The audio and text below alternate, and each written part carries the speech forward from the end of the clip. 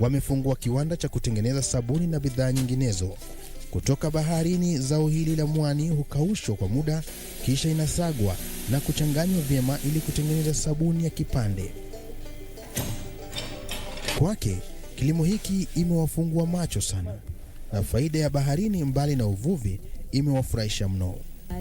So ukilinganisha ukulima wa kwenye maji ya bahari na kule juu, uko na tofauti. Huku una urahisi, pili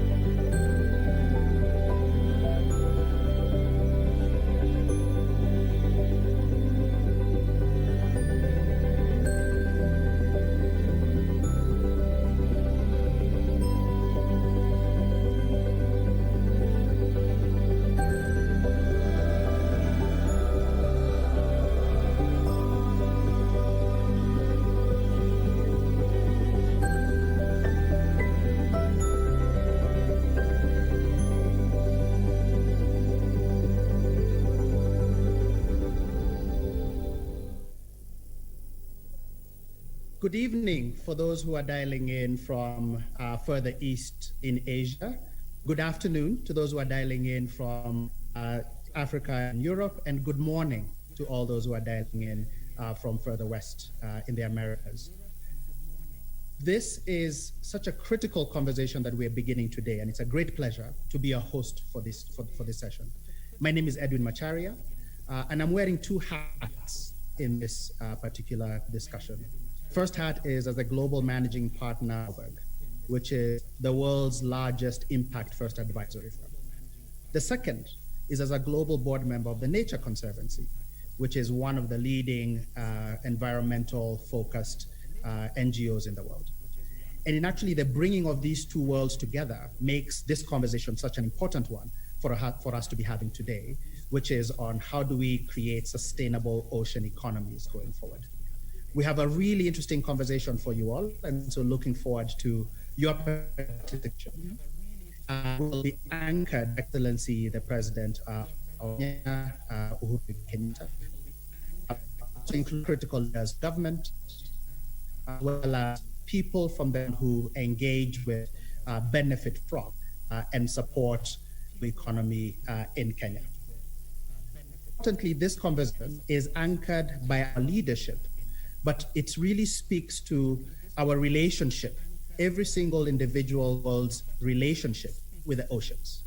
The oceans form 70% of the land of the mass of our planet. It is the primary modes of transportation of goods across the world. About 97% of all goods in the world are transported on the oceans. It feeds at least 3 billion people, providing critical nutrients and proteins to their diets. And so the oceans does play such an important part, yet we have not had a call to action, collective action, in protecting, in producing from, and managing our oceans sustainably. And this is why this is such an important question for today. So on behalf of everybody who is joining, please welcome to this session. It is part of a tapestry of sessions that are being had across the world, given the leadership that's been provided by the 14 countries that are members of the high-level panel, of which Kenya has been such a critical part in the leadership of that. As many people will remember, Kenya hosted the Blue Economy Conference in 2018 in Nairobi, in conjunction with the governments of Japan and Canada.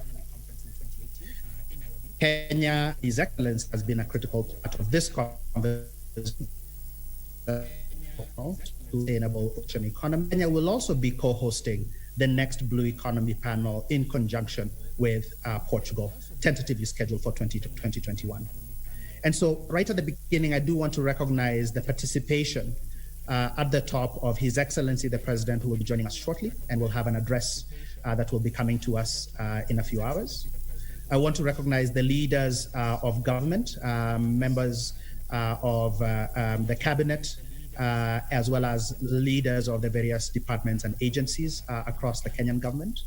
I also want to recognize ambassadors, heads of mission, as well as heads of bilateral and multilateral partners who we will need to move forward this agenda.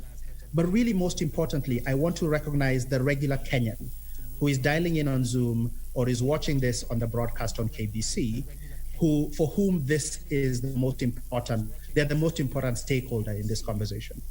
That really understanding why oceans are so critical, why we must protect them, why we must produce from them in a sustainable way, and why they must prosper is a critical part of the conversation we need to have today, and is a critical part of shifting our relationship with our oceans. And so to kick us off, I want to invite PS Karigithu, who is the PS for Maritime Affairs and Maritime and Shipping Affairs in the Ministry of Transport, to give us a sense of what this high-level panel is all about and what are the highlights from it. And as she's coming on, I do want to recognize she's speaking on behalf of Dr. Ruth Kagia, who is unfortunately not able to join us given she had a personal situation. And she has been such an able Sherpa for Kenya and for the 14 countries. So over to you, Dr. PS Karigithu, to give your opening remarks. Thank you very much, Mr. Macharia. It's an honor to be in this forum.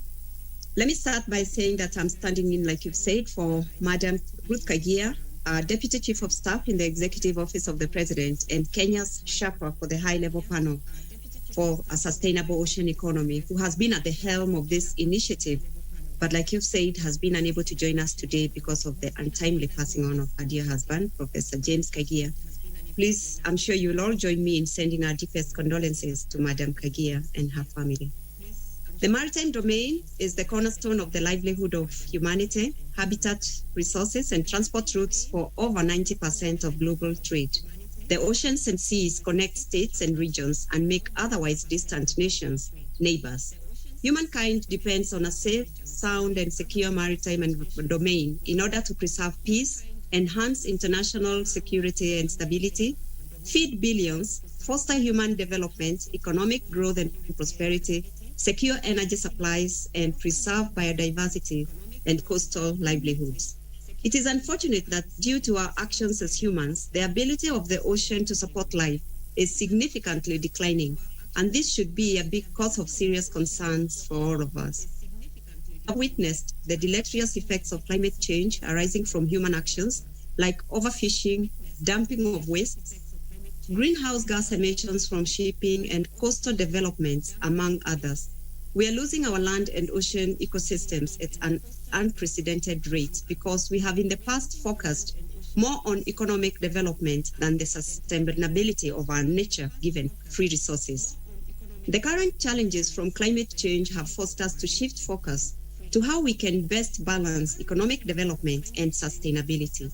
Discussions around these subjects are ongoing across the world, and leaders are coming together to find the best ways to safeguard our oceans and their resources. In December 2018, the Norwegian Prime Minister, Her Excellency Emma Solberg, launched the high-level panel for a sustainable ocean economy comprising 14 heads of state and government from coastal states. Kenya is honored to be representing the African continent alongside two other African countries, that is Ghana and Namibia, on the 14-member panel. The main agenda for the panel is to create a roadmap to a sustainable ocean or blue economy, where effective protection, sustainable use of the ocean, as well as prosperity that is equitably shared among all citizens, goes hand in hand. The Ocean Panel has developed an action agenda that is informed by a comprehensive assessment of ocean science and knowledge, including a series of 16 blue papers and various special reports. This agenda is encapsulated in a leader's transformation document, the embodiment of the comprehensive work the Ocean Panel has been carrying out over the last 2 years, with a view to deepening our understanding of the ocean as a resource for humanity's prosperity, as well as its immense potential to enhance human development. The leader's transformation document contains proposals to enhance humanity's relationship with the oceans, bridge ocean health and wealth, work with diverse stakeholders, harness the latest ocean knowledge, and develop an action agenda for transforming into a sustainable ocean economy. For us as a country, the Sustainable Ocean Economy Agenda provides an opportunity to safeguard our ocean resources, generate new livelihoods, create wealth from marine-based industries, enhance the sustenance of coastal communities, and most important, protect our natural resources for future generations. The estimated annual economic value of goods and services in Kenya's marine and coastal ecosystem is slightly over $4.4 billion, underpinning therefore the critical need to invest much more in protecting our ocean resources, tap into the potential of our oceans, and ensure we manage them sustainably. This significant economic wealth depends on the health and functioning of ocean ecosystems, those that produce the fish we eat, earn school fees for generations of coastal children, the reefs that draw tourists to our shores, protect our ports, cities, and infrastructure from ocean waves. So to attain a sustainable blue economy, we must first ensure the safety and security of our ocean space and put in place safeguards for our marine ecosystems to achieve the production and prosperity we aspire to. Today, therefore, as we build on conversations of the past few years, we shall also reflect on the implications for our country. We will hear from stakeholders across government, the private sector, and the civil society on advancing the Sustainable Oceans Agenda. Key themes will include ocean wealth, health, knowledge, challenges, opportunities, and priorities for our country going forward. But most important, we anticipate that this launch of the Ocean Panel in Kenya will be just the beginning of long-standing conversations, actions, and collaboration as we work together to develop a sustainable ocean economy. I thank you all for listening to me and wish us all fruitful discussions. Thank you. I submit. Asante sana PS, and thank you for that context, which is so important and so useful for people to understand what it is that this conversation is about. I'm excited to then welcome Dr. Abura, who will lead the next panel discussion. Dr. Abura, member of the high-level technical panel, a scientist by background, and it is such a proud moment to have Kenyans in these leadership and leading the global conversation. You come on, Dr. Abura, we will play a quick video from the co-presidents, from the two presidents who are the co-chairs of the high-level panel, so that we can broaden people's understanding of what the high panel is. And so I'll ask the team to play the quick video, and immediately it's done, we'll come over to you, Dr. Abura, to run the...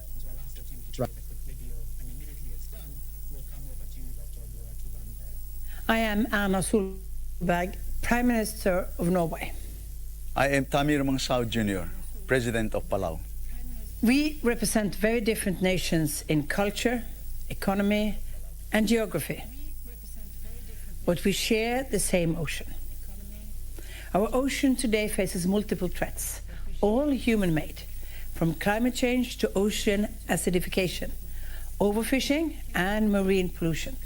The same ocean is critical to the planet, to our health, to our lives. From food security to clean energy, to recovery and jobs, the ocean provides solutions. That's why we need to give it 100%. Today, we are 14 heads of government calling for a transformation in how we manage the ocean to achieve better protection, more production, and shared prosperity. More than 2 years ago, we set out to shape a transformative agenda to advance a sustainable ocean economy for a healthy ocean alongside sustainable production to benefit people everywhere. We commissioned more than 200 world-leading experts to provide us with new science, knowledge, and opportunities for action. Their work is captured in an impressive report published today titled Ocean Solutions for People, Nature, and the Economy. It presents science-based, practical solutions and abundant evidence of the benefits of ocean action for people, nature, and the economy. As leaders of 14 ocean states, we build on this knowledge in the far-reaching political document we are launching today, Transformations for a Sustainable Ocean Economy.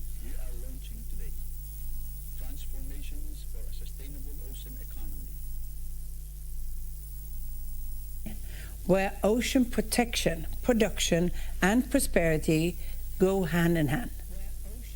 Our 14 countries represent 30% of the world's coastlines and 30% of the world's national waters.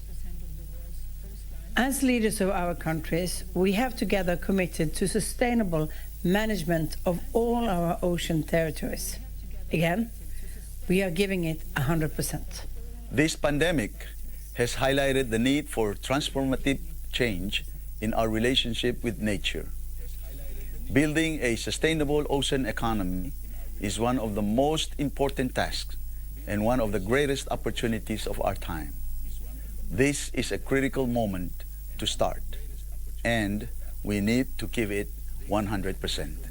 For people, for nature, and for jobs, we call on other world leaders and partners across the private sector, financial community, civil society, and others to join us in making the 100% goal a reality.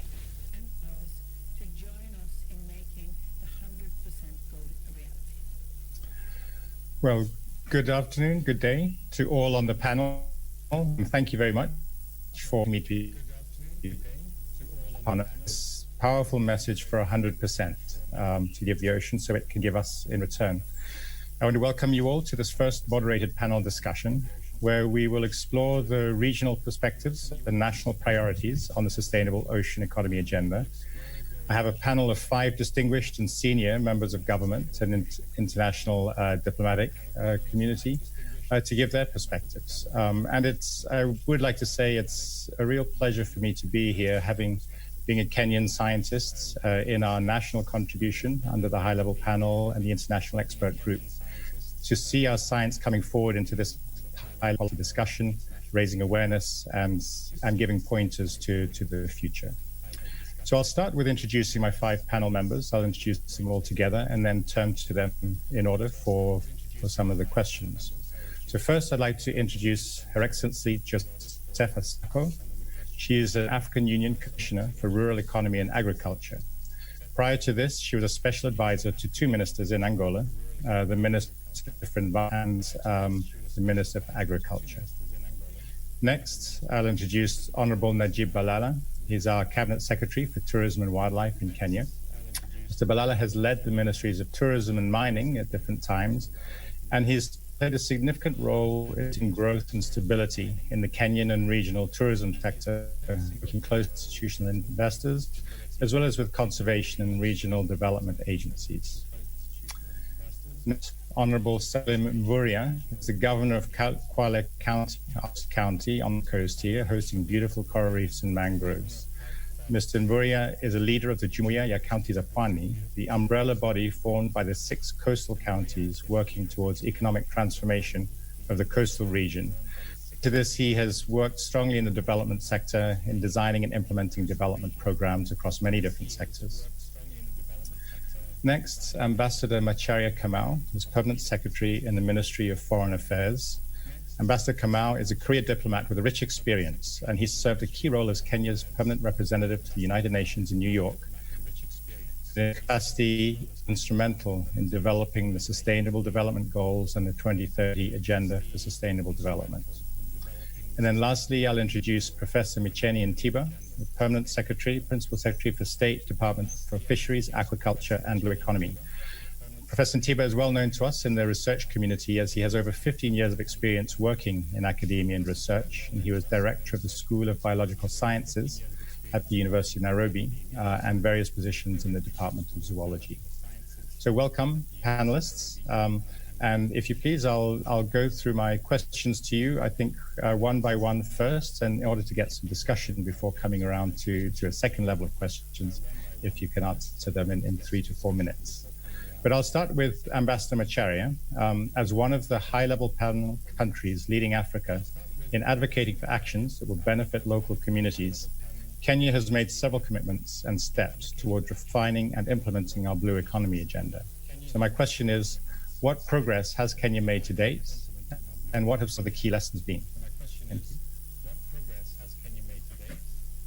Well, thank you very much. And thank you for posing the question to me. Those who will be speaking after me will have information on the kind of progress that Kenya has made on building up its capacity around the blue economy. And so what I'm going to do is to set a little bit of a context, considering that Kenya was actually instrumental in getting the world to begin to focus around the whole idea of the blue economy, and precisely begin to define it as an area of global need and global reaction, and sort of balancing the whole concept of economic on one side, production, economic, and the necessity to create and sustain livelihoods, and on the other side, the necessity to preserve the oceans and the seas and make sure that they continue to play the role that they play in climate, in sustaining our livelihoods worldwide.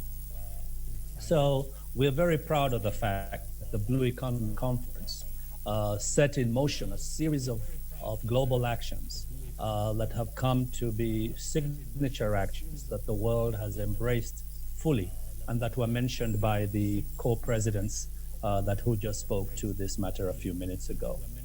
But for Kenya, of course, we have been revamping our entire economy in very significant ways, even in the midst of and Kenya remains focused on how it's going to maximize the opportunity that's provided by the blue economy, whether it is by engaging in activities along our shorelines that speak to how we can get those economies along the shorelines working, or whether it's actually speaking to the activities around the lakes and the rivers, particularly the lakes that present such an incredible opportunity for us and have been a historical source of livelihood for so many of our people. So this has been very important. But we have made progress. We've put in place the national policy documentation. We've put in place national institutions. We have a ministry that is dedicated to working on the blue economy. We have science and technology initiatives that are running across the entire span of our work and how we engage. As I said a little earlier, our economy is being tweaked and guided to take full advantage of what's available to us along our shores and our lake regions. Our shipping and maritime policies and actions are picking up and have become very instrumental in guiding us. We've revamped our ports. We are building a greater capacity to be able to become a maritime actor. And all this also takes into account the challenge of to exploit the opportunity that tourism, which I'm sure Minister Balala will speak to, provides, that really sees the blue economy as a basis for its exploitation. So Kenya is on a number of levels undertaking a series of activities that have really transformed how we are engaging in the area of the blue economy and how we intend to become part of that transformative global action that will not only protect the seas and the oceans, the rivers and the lakes, but will also make sure that great opportunity that is availed by these resources still comes to bear on the livelihoods of our people. Thank you very much. Thank you, Ambassador.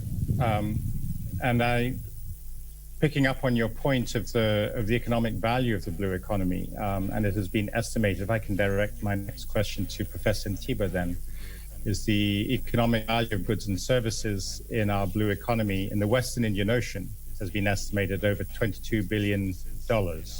And this provides many different opportunities. Perhaps can you give us an idea of the innovative opportunities for the private sector that are available in Kenya, and what strategies are there to stimulate private investment while ensuring protection of ocean resources and ecosystems? David, thank you very much. And to with this issue of the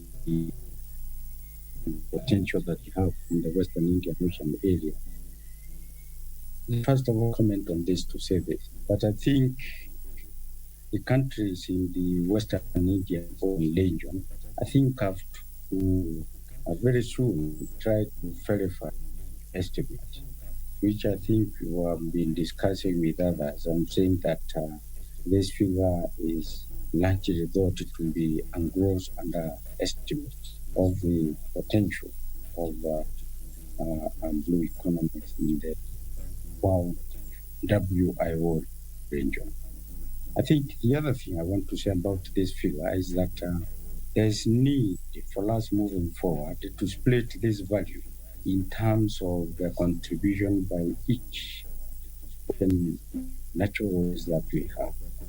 Also, it from what does each a critical ecosystem in the ocean contribute to this value.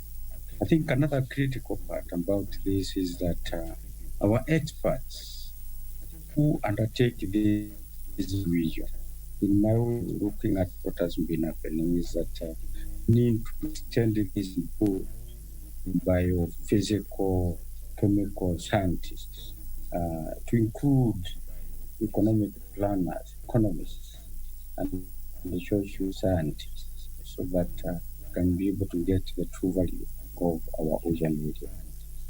Having said this, plus I think the blue is innovative opportunity for the private sector and others to stimulate investments while ensuring the protection of the ocean resources and the ecosystems. First of all, to say that we recognize the potential of the blue economy in this country overall was that His Excellency the President established a committee in September 2016 that developed a blue economy revival initiative, which prescribed how to unlock the blue economy potential in this country. Initially, the committee's effort targeted fisheries, shipping, and maritime affairs as low-lying fruits, but is now extending to other areas.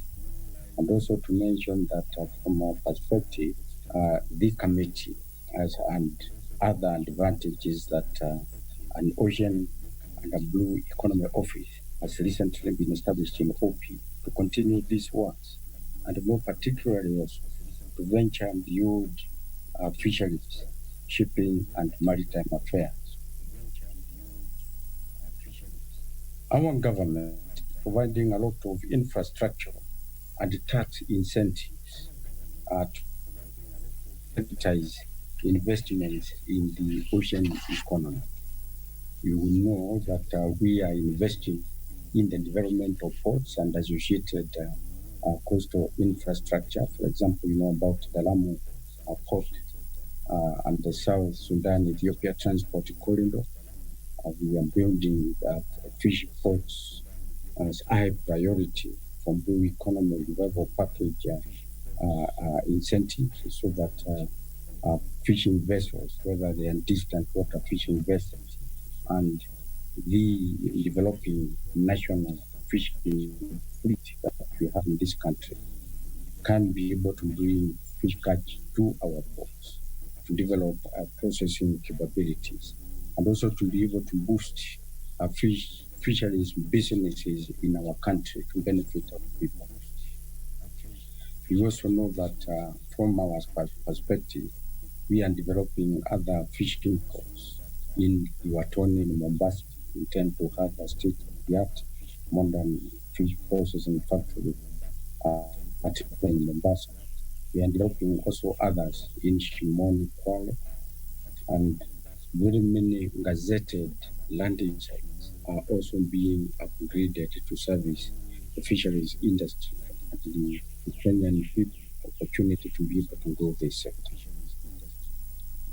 And members, you also know that there are very many incentives that have been given recently to promote investments in shipbuilding and repairs, container repairs, and bunkering, which I think is an important area in nexus between water and land in oceans. I think this is very important because that's how we live. And this is an area that our government is providing a lot of incentives and doing a lot of work. We are reviving the Kenyan national shipping line so that we can become a country that participates in its processes and be able to give trained and businesses to our people and to the world. We also, as a country, are also creating special economic zones. And we know we have a lot of this in the 40 cities of Mombasa, Lamu, Kisumu, and I think also you know that we have this in Naivasha to be able to promote investments in this country. GK also is building capacity in the maritime sector through skills development because we need people with skills so that Kenyans can be able to optimize socio-economic benefit from the blue economy. And I think if you are thinking and looking at what we've been doing, is that we have Kenyans now working around the world in transport ships, work in deep sea fishing vessels. In fact, we have a program to train 1,000 Kenyans to participate in the deep sea fishing industry that is developed in Kenya in ships here, or also to be able to work in other ships that are in diaspora wherever fishing is done. To ensure the sustainable use of our ocean resources, the government of Kenya has also developed a mangrove management plan that provides the roadmap towards sustainable management of mangrove ecosystems. And this is very important because if we don't develop and protect some of these critical ecosystems, including mangroves, coral reefs, seaweed, and others, then eventually what we are going to have is that we are going to have an end sea, and I don't think that is the intention. And so this is very important, and I think moving forward, we also want to increase the area under conservation in Kenya. Right now, we have just 1%, while there is a thought in the world that about 30% of our ocean space should be under protection, and we are planning for this moving forward. Remember also... Sorry, Prof, we're running out of time, if I may ask you to wrap up. Yeah, I think also to remind ourselves that Kenya ratified the FAO 40 State Measures implemented in 2009, which is going to contribute towards eradicating IUU in our country moving forward. And also to indicate that there are many other things that we can be able to do, like to develop our marine spatial plan. And I think this is an activity that all of us who participate, I think we discussed it today in the PSS meeting. We need to plan for our ocean space for us to be able to welcome private sector, everybody else to do it. Finally, to also say that we need to involve the people. An ocean without the citizens' participation will not become an ocean that develops the country. So I think we have done a lot of that. I think we should also start utilizing the Ocean Teacher Academy at the Kenya Marine Fisheries Research Institute, particularly teach young people so that they grow with the knowledge of the sea and do not wait to become old men like Abura and I moving forward. I think I'll stop there. There are many things we are doing. Thank you, Prof. And indeed, you touched on many different aspects of the blue economy, and I think an important one that we want to turn to with Honorable Balala is coastal tourism, and especially in this time of COVID, where we have an estimate of losing up to 80 billion shillings, perhaps, during the lockdown this year. And I wonder, in light of these effects, what recovery strategies are in place to revive coastal tourism, other related industries that rely on it in relation to the blue economy? Thank you very much, David, and thank you very much, colleagues in government and all of us. This is a great day today because we are talking about the blue economy. First of all, yes, tourism is a fundamental driver of employment globally. It's 10% of the global GDP. It has 1.4 billion people who have traveled in 2019. Kenya, we had almost 2.2 million people who have arrived into Kenya. Unfortunately, today's figures that I've launched is that we have lost 72% of our arrivals. We have managed to get almost 400,000 in the last 10 months in Kenya, but only 19% are supposed to be tourists. But remember, we had January and February that was open. So even that's 20% or 19%, it is not really tourism. Most of the people who came between January and October were mainly visiting friends and family, and maybe essential business. And you can see, because Kenya or Africa seems to be much safer in this pandemic, and that's why people are visiting here. Tourism globally is driven by beach tourism. And in Kenya, before it was 70% tourism and 30% wildlife safari. But now it's the opposite. It's 30% tourism, beach tourism, and then 70% safari. Nevertheless, beach tourism is crucial. It's a major driver in terms of volume, it's a major driver in terms of employment, and we need to protect it. We launched a beach tourism strategy last year so that we can develop beach tourism in the real aspect of it. Remember also, tourism can be pure polluters if we don't manage the environment. But definitely, I can tell you that beach tourism is crucial. It's important currently. When it was 70% beach tourism in Kenya, it was in the 70s, 80s, and 90s, and then it flipped to safari tourism. But we need a lot of investment to be done. One, we need to definitely support the private sector in redeveloping tourism and the product ahead, and they need to refrain lost competition in beach tourism to our neighbors or to people like the Caribbeans and the Far East. But yes, beach tourism is crucial, and we need to regulate it now. We need to make sure that it's environmental friendly. And now we are talking about green tourism. It's not just about environment. So it's about energy, it's about water recycling, it's about sewage, people chlorine swimming pool water into the sea, and also developing too close to this. We have seen the rising of the ocean. We have seen the beach erosion as well, and people are putting all these walls against their property, and they are losing properties. So these are the challenges, and we should control developments near the sea, despite we want to open tourism. The other thing that we do in the Ministry of Tourism and Wildlife through Kenya Wildlife Servicing is managing reserves and parks. And that is what we have developed so far. It's only a small fraction of less than 1%. We are supposed to target through the CBD to 10%, and we're working with the community conservation areas where we can develop up to 10%. But yes, we need to safeguard, we need to protect. The first agenda should be protection of our ocean. Then we'll be able to produce and be able to get much more. The potential is huge in tourism because it's not just about building hotels, it's creating activities at the hotels. Yes, and on the ocean sports tourism is crucial. We recently, as a government, built a cruise terminal at the Kenya Port Authority in Mombasa.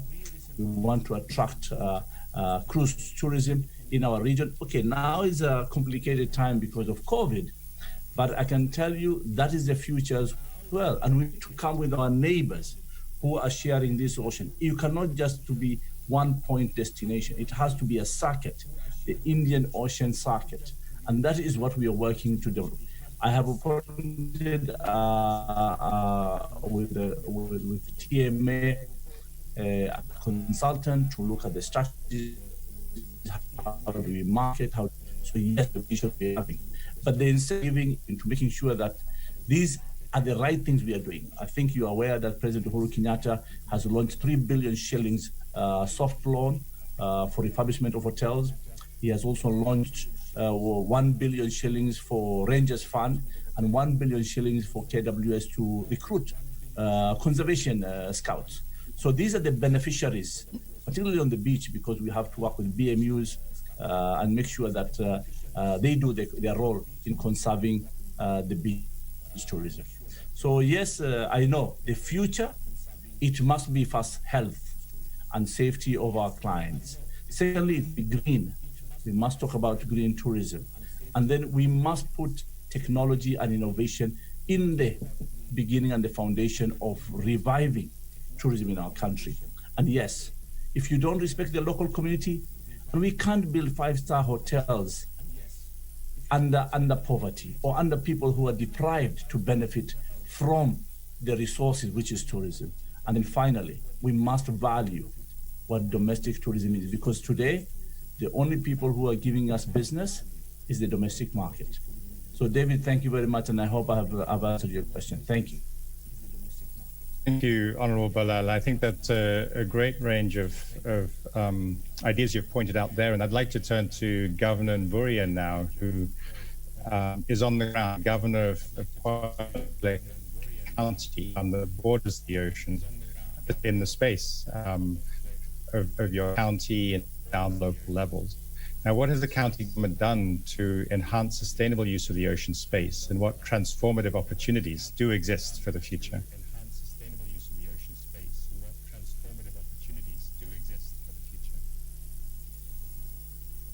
Governor Mburia, you're still muted. Thank you very much. Thank you very much, David. Can you hear me now? Yes. Thank you very much. Yes, we can hear you now. Thank you very much the opportunity, and to participate in this high-level forum, and I also want to thank Kwale County is one of the counties here in the coastal region that bought the Indian Ocean. We have a 250 kilometers coastline, and just to take up from where CS Malala stopped, we have reliance on tourism as a of the economy and also fishing. So the ocean has critical livelihoods management program where we have beach management units, and currently we have supported the beach management units into groups. So we have now about 20 to 30 fishermen put together. Then we support them with vessels, with also fishing nets and other equipment, so that we can be able to explore their skills and capacity. We have also been able to see like M3 and KWF and in Vanga and Kiwegu. And the goal of this program is basically to manage mangroves as part of conservation. And in this program, which has been very successful in the area of Gazi, and this has been able to even support the communities with carbon credit. It has been recognized internationally. We have also been working on marine reserve Chale. This is a program that we continue to work together with the KWS. We support, we work into investment in fish processing. Right now we have an investor in Chimoko. We are also working with Buni and Gazi on squid farming. So we have also been addressing the issue of landing. So currently the challenge we have is most of the landing sites have been grabbed. So this is a program that we are also doing to reclaim them back, so that we can be able to support our fishing communities to be able to improve their production. We also do periodic cleaning of the beaches because, again, beach cleaning has been our key activity, and that is why the beach has been voted as the best destination in Africa in beach tourism for the last 7 years. Then we also have a program which we are working with UNDP, basically an environmental conservation program, which we are doing in Wasini, Eastern Africa. Yeah, so there are quite a number of other opportunities. There are quite a number of opportunities that we have been able to identify in terms of sustaining promotion of marine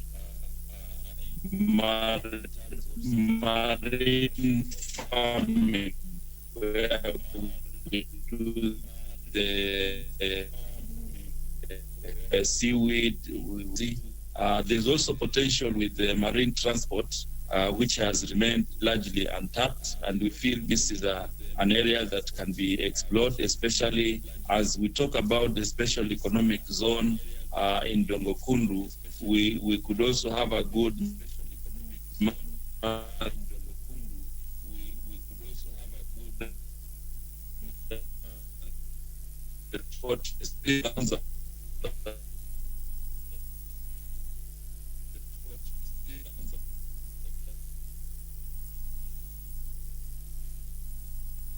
which we also support the BMU and the fishing community in value addition, and together with training, and we have embraced the blue economy. There's also big potential for development of tidal wind energy, which has remained untapped. And as we do marine spatial planning, I think this will be an opportunity to transform the entire marine activities and regulate human exploitation. In the future, we need a clear policy and legal framework on climate change so that we can harness our potential in protecting the ocean. Then there are also mobilizing stakeholders to make climate change our key agenda as we conserve the marine ecosystem. So I think briefly, those are some of the areas that I thought I would share with the panel. But of course, there are quite a number of other activities that the county government is doing, which could be shared in another forum. Thank you very much, Governor. And I will come for my last question because we have come close to the end of the time for our panel. Question, we're going to leap straight back up to the international level with Her Excellency Josefa Sako. And the question is about in what way the high-level panel for sustainable economy aligns with the African Union's blue economy strategy, and what role can any other African countries play in the HLP in realizing Africa's vision for the sustainable blue economy? If you can give us your thoughts in 2 to 3 minutes, we'd appreciate that. Thank you, Your Excellency.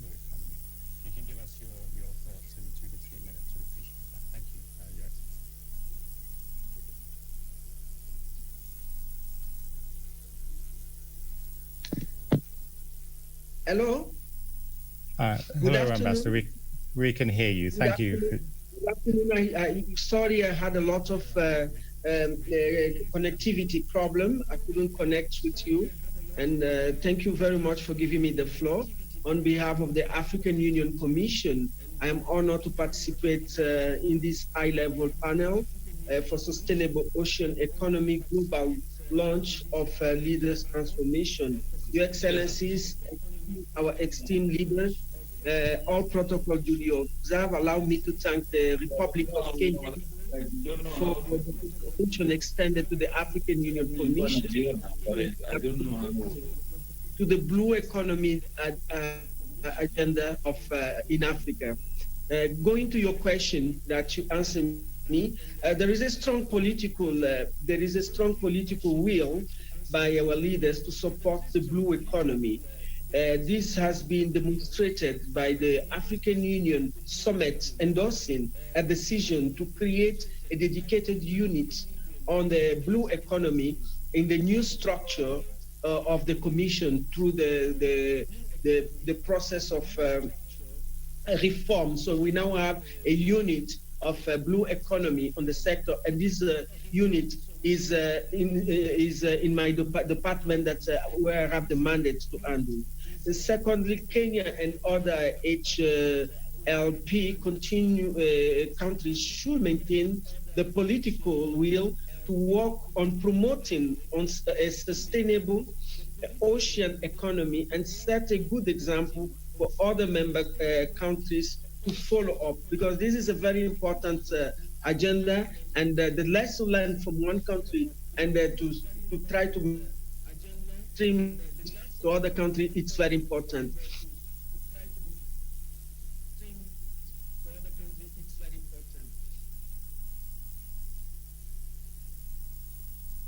a multi-stakeholder approach in the implementation of Blue Economy Program. The HLP countries are also expected to take a lead in advocating and sharing the best practices and knowledge to support other member countries, as I already said. It is my view that these leaders should also ensure that African blue economy needs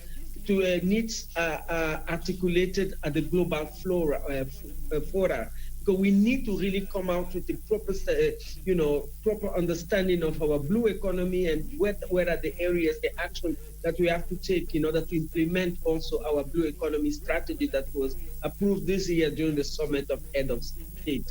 And finally, on this question, we count on the HLP, we count on this platform to also defend the need for Africa to sustainably manage ocean and other water bodies, because we have rivers, we have lakes, for the ecosystem service and climate mitigation role, in addition to all other economic benefits that we can take from this blue economy. I thank you for this question. Thank you, Ambassador. And now we have come to the end of our time on this panel. I'll have to say thank you to all the distinguished panelists that we've had. It's been a great pleasure to moderate this session and to really hear these high-level messages about our developments, the ocean here behind me, how we can look after it, because we really do our people need to prosper. We need to produce sustainably and we need to protect these ecosystems so that they can provide for us into the future. So with that, I'll hand back to Acharya. Thank you. Very much for guiding us through that. Hopefully sets the table for people to understand at a macro level, what does the HLP mean and what are the things that it's looking to achieve? What are these 5 transformations that the HLP has put forward? So how do we, transformations around ocean wealth, ocean health, ocean equity, ocean knowledge, and ocean finance? But as we say in Kenya, these things are interesting at a high level, but qua ground are things different. And so really excited about the next